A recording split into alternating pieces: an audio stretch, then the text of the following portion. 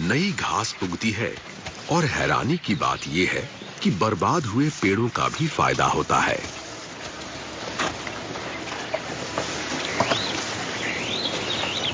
Acacia जैसी हार ना मानने वाली स्पीशीज ने फिर से उगकर अपनी बर्बादी का सामना करना सीख लिया है। अकेशिया का पौधा अपने बीजों को फैलाने के लिए भी हाथियों पर ही डिपेंड करता है।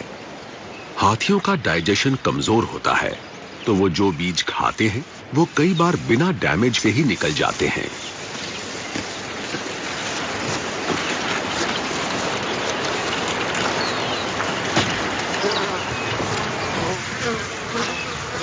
इनका डंग मिनरल से भरा होता है, जो अकेशिया बीजों के उगने के लिए परफेक्ट खाद है।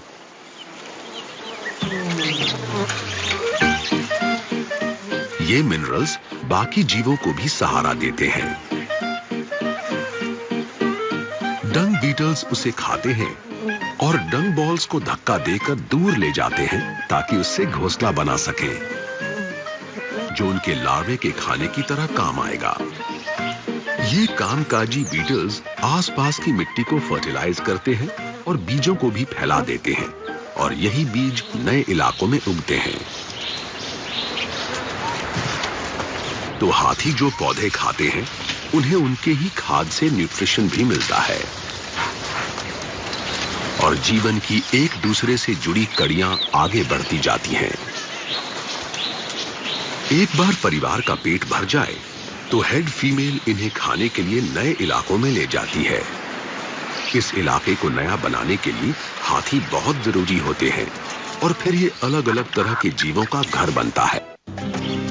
दुनिया में सबसे ज्यादा एंटीलोप अफ्रीका में ही पाए जाते हैं, जिसमें से ज्यादातर सवाना में रहते हैं।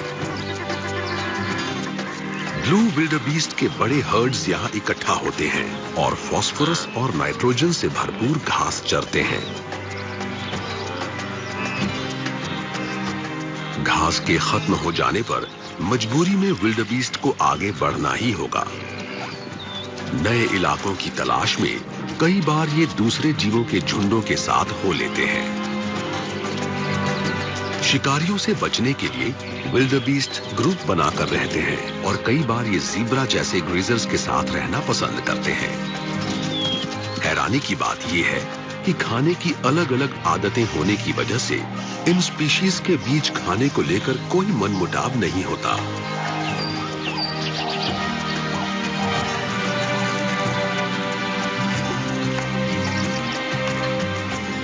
साल के ज्यादातर वक्त खाने की कोई कमी नहीं रहती, पर अब हालात बदल रहे हैं।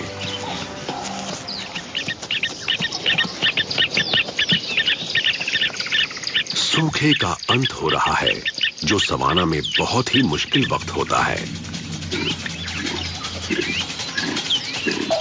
कई महीनों से बारिश नहीं हुई है और भूखे ग्रेजर्स ने घास को पूरी तरह से चर डाला है, पर घास खत्म नहीं हुई है।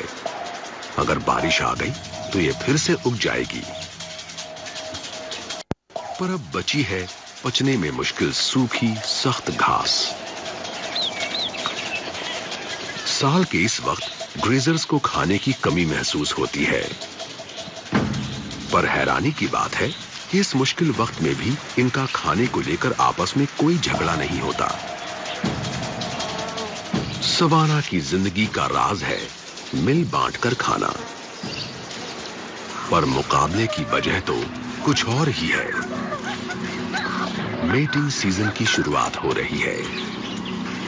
जीव एक दूसरे को आंक रहे हैं कि कौन उनका दुश्मन या साथी बनने लायक है।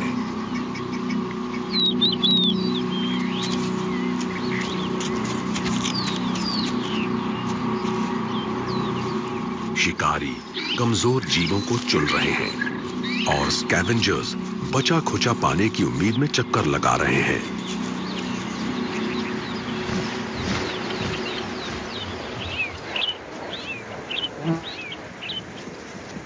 शेर हमेशा अपने अगले शिकार की तलाश करते रहते हैं।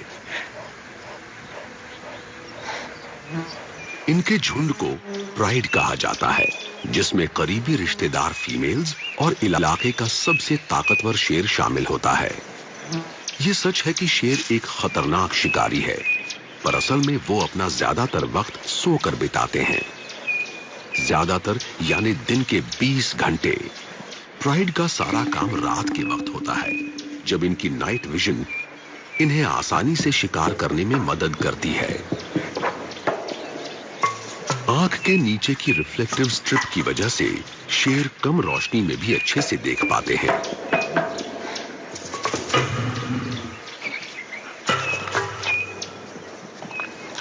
पर अभी तो ये कम से कम काम करेंगे। पेड़ की ठंडी छांव की वजह से फैमिली आराम से रिलैक्स कर सकती है।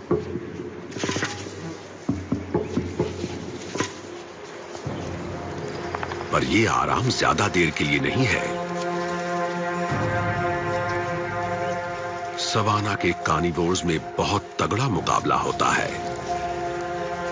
ये सब मांस खाते हैं और शिकार करना बहुत मुश्किल होता है।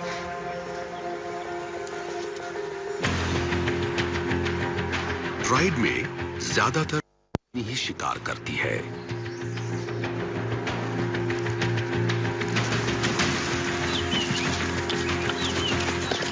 सब मिलकर शिकार करें, फिर भी कोई गारंटी नहीं कि शिकार करने में सफल हो जाएंगे।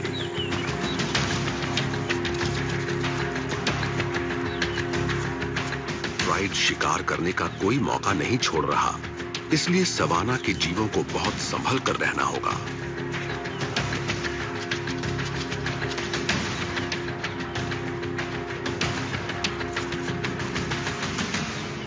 पर राइनो को डरने की जरूरत नहीं है। सवाना के कई ग्रेजर्स की तरह ये भी घास के एक्सपर्ट हैं। इनके पास इंसाइजर्स नहीं है, तो ये छोटी घास खाने के लिए अपने ताकतवर फ्लैट लिप्स का इस्तेमाल करते हैं और अपने विशाल मोलर्स से उसे चबाते हैं। व्हाइट राइनो दुनिया की सबसे बड़ी राइनो स्पीशीज है, जिसमें मेल का वजन करीब 2200 किलो होता है।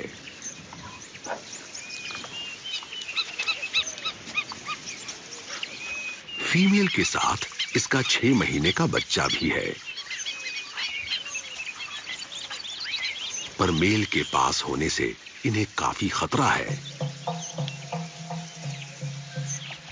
बच्चों वाली मां ज्यादा झगड़ा मोल नहीं लेती, और अगर एक मेल ने किसी फीमेल को साथी के तौर पर चुन लिया, तो वो बीच में आने वाले किसी को भी नहीं छोड़ता, फिर चाहे वो छोटे बच्चे ही क्यों ना हो। अजीब बात है कि मां ने अपने बच्चे को विशाल मेल के पास जाने की इजाजत दे दी। ये अपने नुकीले सींग से एक ही झटके में बच्चे का काम तमाम कर सकता है।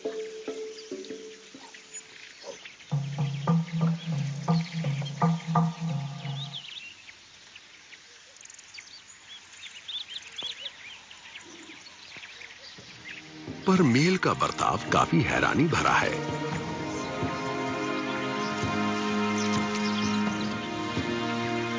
इसे छोटे बच्चे का अपने पास आना अच्छा लगा और इसने खेल ही खेल में उसे धक्का भी दिया।